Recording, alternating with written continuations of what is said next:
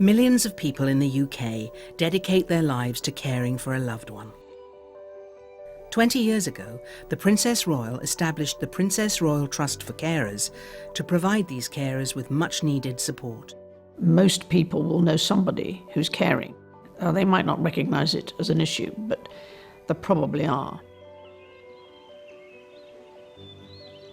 I know what it feels like to be a carer.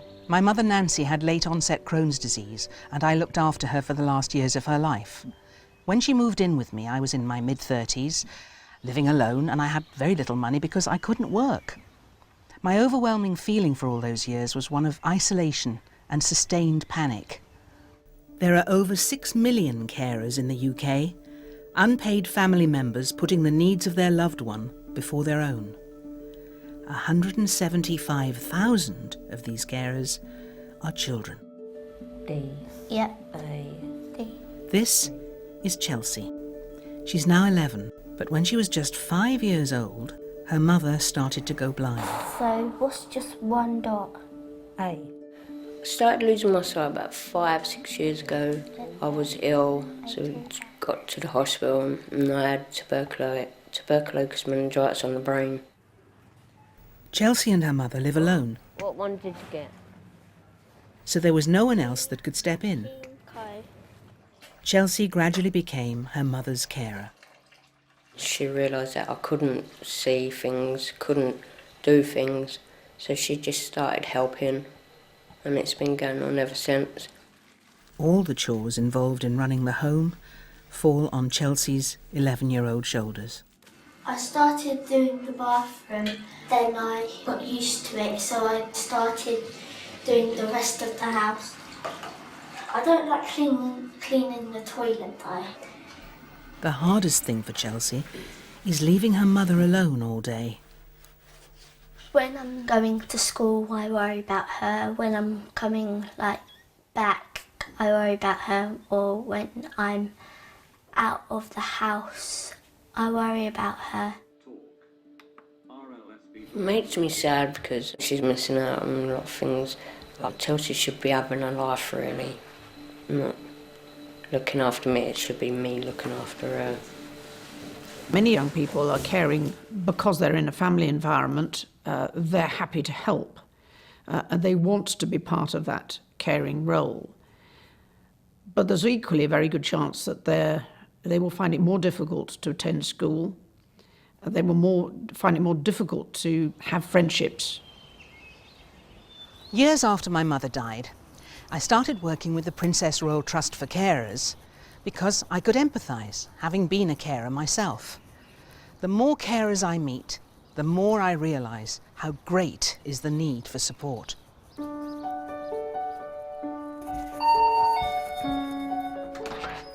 Sarah, hello. Pam, nice to meet you. Nice to meet you. Sorrel, would you like to say hello to Pam? Hello, Sorrel. Say hello to Pam. Hello. Can we say What's hello, over Pam? there? Sorrel is 11 years old and was born with cerebral palsy. That's the cockerel. Which word says frog? Oh, well done. Although she has severe physical handicaps, in many ways she's just like any other 11-year-old. You are very clever, aren't you? She's bright, she's vivacious, she is stubborn, extremely strong-willed. But although she's very mentally alert, there are many things Sorrel is not able to do. She is still very much a baby in terms of her caring needs. She still wears nappies. We still have to change her nappies several times a day. All her feeds have to be given. She's tube fed, she takes nothing by mouth. We have all the medicines. She can't dress herself. Sorrel needs care 24 hours a day, which is provided mainly by her mother, Sarah. But Sorrel has 3 younger siblings that her parents also have to look after. I've got a 7-year-old boy and I've got twins, girl and a boy, who are just turned 3. That's quite a job before you start with Sorrel. The first thing I said was, found out I was expecting twins, was, how am I going to push a pushchair and a wheelchair? I think it's a bit like walking on a precipice. Everything's going fine and then something gets thrown at you and you fall off.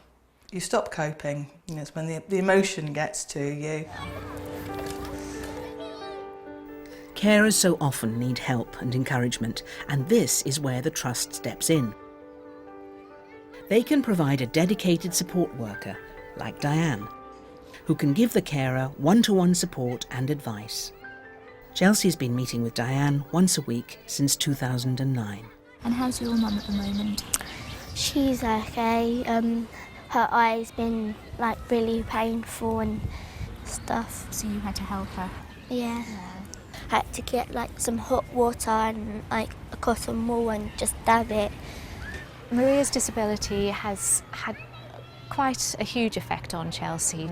I think the worry that Chelsea experiences is one of the most debilitating things. She worries about her all the time, worries about her when they're not together. It's just very difficult for her. Chelsea has built a very strong relationship with Diane over the years. She just knows there is someone there to listen to her all the time. I don't think I would have coped without that support because I needed to get my mind off of the things stuck in my head, and they've just helped me a lot.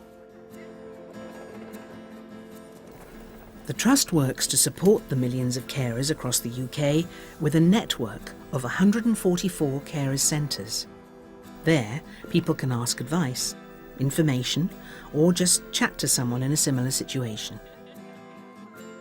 I feel very alone sometimes, but carers would be a lot more isolated without the support groups, because it gives us somewhere to come together as a group, to chat, to exchange ideas. Coming to speak to somebody else can put a problem into perspective.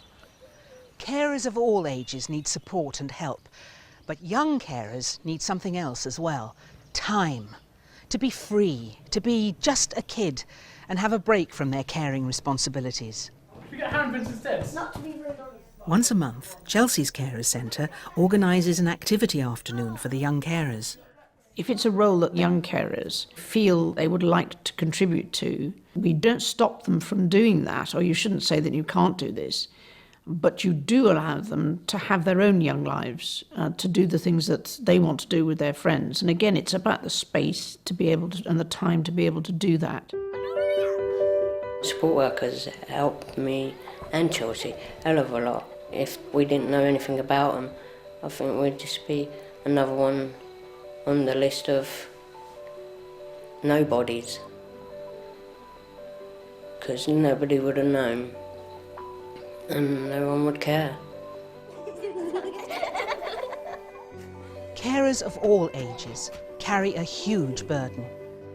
The Princess Royal Trust for Carers is there to help them bear that responsibility, but they can't continue to do so without your help.